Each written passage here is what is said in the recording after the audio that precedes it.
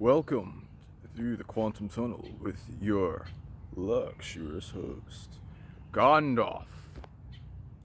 And if you're looking, ladies, Gandalf is available. Anyway, so root chakra stuff, going into the base of your magic.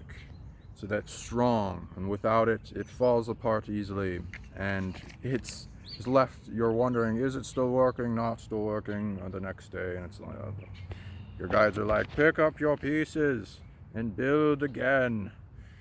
So it's a lot of the root problems have to do with fear. Fear is a big problem nowadays with the perpetuation of it.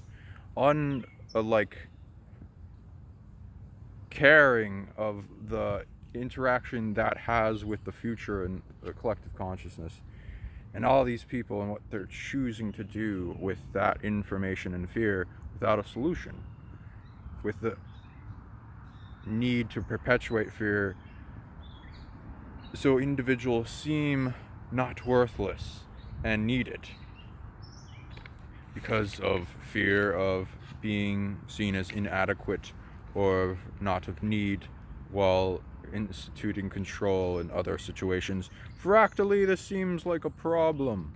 As above, so below. Interesting. So, there's all kinds of stuff going on with fear.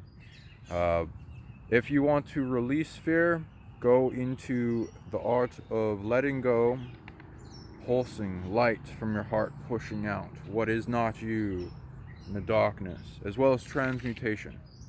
Facing your fear, going into that cave of fear in your root and your heart. And there's other places we store fear in the organs, mostly bladder, kidneys, sometimes the dreaming body, the pineal, the left brain, the throat. There's blocks, fear in different places. Mostly not supposed to be all those places, but you know.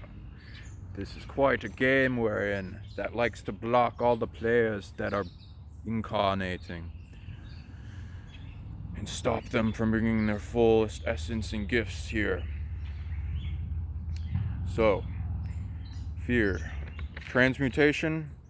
Ask the fear that you're experiencing what it wants to become. It usually wants to become the opposite of itself, or love, or bravery, or strength, or what you need to overcome it, or the solution itself. Every venom, every toxin has the antidote secret in it. Every problem has the solution deep within it. And you can find it,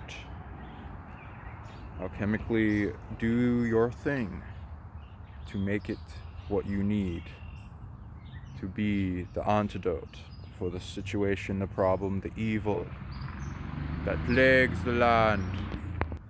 There's all kinds of things that can bring in fear. A lot of the times it's not ours, it's projected onto us, so that needs detachment and figure out when it was incurred on. It could have been put on you by another person that put you into fear, made a trauma, and that trauma reverberates until you resolve it and face the fear. Face the fear in front of you with your focus, your emotional body on it while breathing deeply. Full pressure into your lungs. Amplify that chi down into your lungs, into your blood, while creating light and bliss and happiness and love despite the fear that you're facing. And your goal is to look at that fear and transmute and expose all fear within you already had, that the external thing is triggering or bringing up.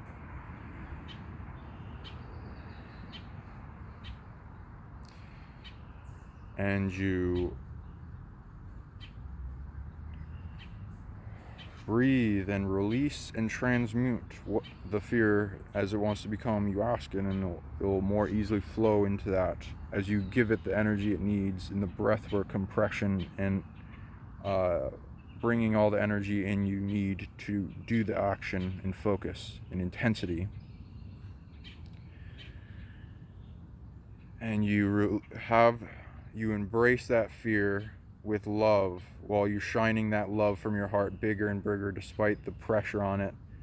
As you see the thing you're facing as yourself, everything is you, so you can ultimately bring love to every aspect of the universe, so it stops being a threat or self-defeating or separate of negative parasitic consciousness, all that. Whatever it is, it can be multiple things. It could be a part of yourself that's fractured and you're integrating it. Where's the fear held, kind of thing. You'll interview it, and you face that until that pressure on the heart shrinks more and more and more until it gets light and bliss, and you're able to face that thing with complete love, showing that you were successful in releasing that fear. And then you move on to the next and go through, and you'll work into the vision work too, as a big block that keeps you from going into deep imagination and viewing tech and dashboard and energetic light and projection. So face your fears. There's nothing to be afraid of except fear itself. It amplifies your inability to do work to protect yourself. Fight or flight is necessary for adrenal response, but that's the name. It doesn't actually apply fully to the adrenal response, because you can choose love after you've gone through experience to switch it out of that, so you have the most amount of DNA and capability, instead of like a long wave that barely hits all the DNA. It's fine, it hits more of the DNA frequency as the energy passes through your body, and the signal antennas, which activates more information available, the DNA records, the quick action, the muscle response, the things that if you're fighting in martial arts and you love fighting, then you get thrilled by the experience. That is, you're combining love with the ability of fight or flight, so that you have an great response to action beyond the other two options. So there's reasons for fear. There's righteous fear. It's to tell you there's something bad around and you should resolve it. If it's just flaring up unnecessarily and handicapping people, then it's unnecessary and can be audited. Or there's reasons for that, and it's wanting your attention. And you can train your abilities to resolve it with focus, and it helps a lot of things by doing this. Please like, share magic for more of this content. And if you like talking with Gandalf, let me know. And add your questions and go to Psionic League if you want to join, or you want to talk to me, consultations or our members, and be a part of the grand movement for empowering the consciousness of the planet.